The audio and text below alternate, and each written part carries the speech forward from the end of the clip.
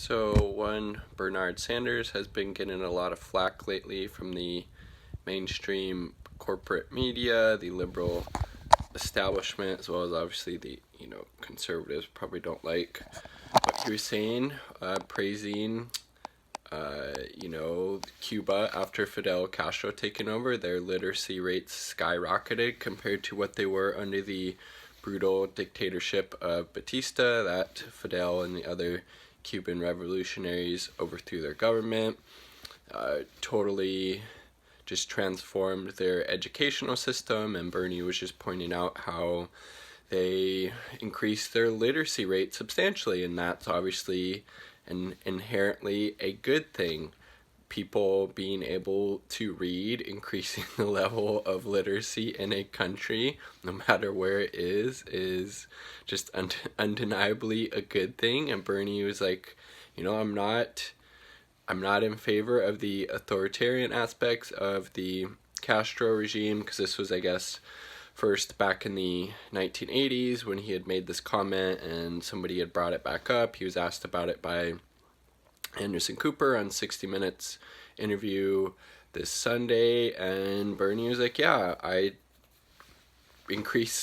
under Castro, the literacy rates increased in Cuba. That's a good thing. I don't support the authoritarian aspects of the Castro regime. But again, that's not what Bernie Sanders was praising. He was praising the job of the Castro government of increasing the literacy rates of the Cuban people. Super important. If it was, let's say Canada, he was saying that about Canada or Mexico or, these other countries that are allies, nobody would have a problem. But just because the U.S. media, the U.S. government has largely demonized Cuba, and our government has actively tried to overthrow them many, many times in the past, and they were never successful. And just this whole narrative about Cuba being this boogeyman island off of the U.S. coast by 90 miles or whatever it is, it's just so played out. And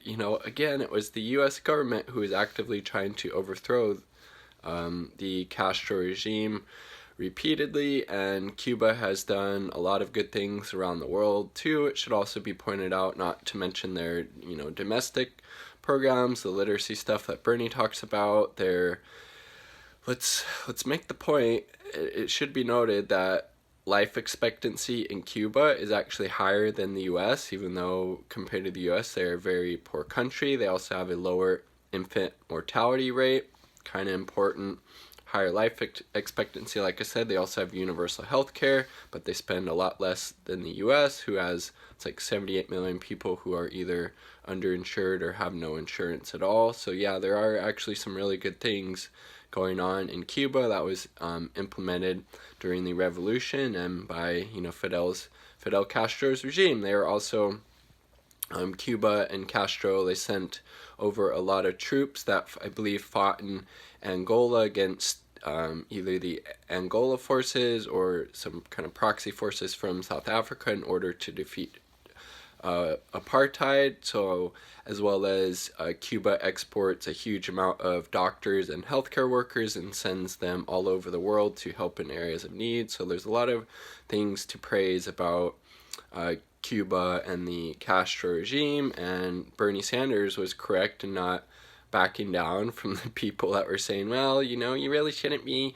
praising literacy rates and because it's Castro and Cuba and he's bad, he's really bad. It's like, no, Bernie, stick to what you believe in. You were right for saying that there were some good things that happened under Fidel Castro's regime in Cuba, and increasing the literacy rates is obviously hugely important and really beneficial, and kudos to Bernie for sticking to his guns, if you will, and not backing down from the stupid attacks that were lobbied against him for that. So just my thoughts on this kind of particular issue. Leave yours in the comment sections down here somewhere. Peace. Much love.